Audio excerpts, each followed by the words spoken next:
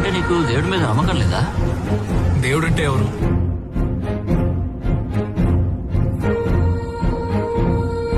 దేవుడు ఎవరని అడిగితే పైనుంచి ఒక వెలుగు వస్తుంది కదా. ఏంటి అదే అనుకో. ఆయనంతా చీకటిగానే ఉంది, నువ్వు కానీ. అది కాదు, చాలా కొన్ని కొన్ని కొన్ని సమయాల్లోనే తెలుస్తుంది.